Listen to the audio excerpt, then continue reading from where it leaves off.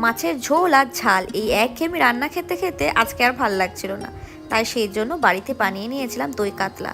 তো কাতলা মাছগুলোকে নুন, হলুদ, একটু লেবুর রস দিয়ে ভালোভাবে মাখিয়ে রেখেছিলাম। হলুদটা কিন্তু এখানে আমি অল্প পরিমাণে দিয়েছিলাম, দিয়ে সর্ষের তেলে ভালোভাবে মাছগুলোকে ভেজে নিয়েছি। এরপর ওই মাছ ভাজা তেলেতে আমি দিয়ে দেব গোটা গরম মশলা আর সামান্য একটুখানি কালো জিরে। গরম মশলা আর কালো জিরেটাকে তেলের সঙ্গে ভালোভাবে একবার নাড়াচাড়া করে নেব। এরপর ওতে আমি দিয়ে দেব পেঁয়াজ বাটা। এখানে আমি দুটো মিডিয়াম সাইজের পেঁয়াজকে ভালোভাবে পেস্ট করে নিয়েছি। পেঁয়াজ বাটাটাকেও তেলের সঙ্গে ভালোভাবে একবার নাড়াচাড়া করে নেব। ওতে দিয়ে দেব দুটো কাঁচা লঙ্কা। কাঁচা লঙ্কাগুলোকে আমি ভালোভাবে চিড়ে নিয়েছি। এরপর ওতে দিয়ে দেব রসুন বাটা। রসুন বাটাটাকে দিয়ে তেলের সঙ্গে একবার ভালোভাবে নাড়াচাড়া করে নেব। আর দেব আদা বাটা। সামান্য একটু পরিমাণ জল দেব, দিয়ে সব মশলাগুলোকে একসাথে ভালোভাবে কষিয়ে নেব।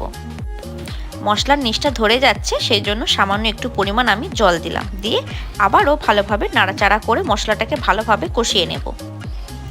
এরপর দিয়ে দেব 1 চামচের মতন জিরে গুঁড়ো, স্বাদ মতো নুন দেব এবং সামান্য একটুখানি চিনি দেব। আবারও সব উপকরণগুলোকে ভালোভাবে একসাথে কষিয়ে নেব। এরপর আমি দিয়ে দেব টক দই এবং কাজু বাটা। এখানে আমি 4টের মতন কাজু নিয়েছিলাম। দিয়ে সব উপকরণগুলোকে ভালোভাবে আরও একবার ফুটিয়ে নেব। তো ভালোভাবে ফুটানো হয়ে গেলে ওতে আমি দিয়ে দেব কাতলা মাছ ভাজা।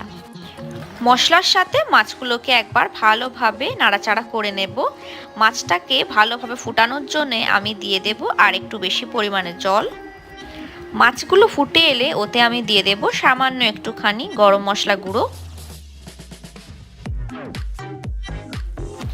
নামানোর আগে ওতে আমি দিয়ে দেব একটুখানি গোলমরিচের গুঁড়ো। এটা চাইলে আপনারা স্কিপও করতে পারেন। গোলমরিচের গুঁড়োটাকে ভালোভাবে মাছের সঙ্গে নাড়াচাড়া করে নেব। মাছটা আমার এখানে রেডি হয়ে গেছে। এটাকে আমি একটা পাত্রে ঢেলে নিয়েছি এবং উপর থেকে দিয়ে দেব সামান্য একটুখানি গাওয়া ঘি। ব্যাস, তাহলে রেডি হয়ে গেল আমাদের দই কাতলা।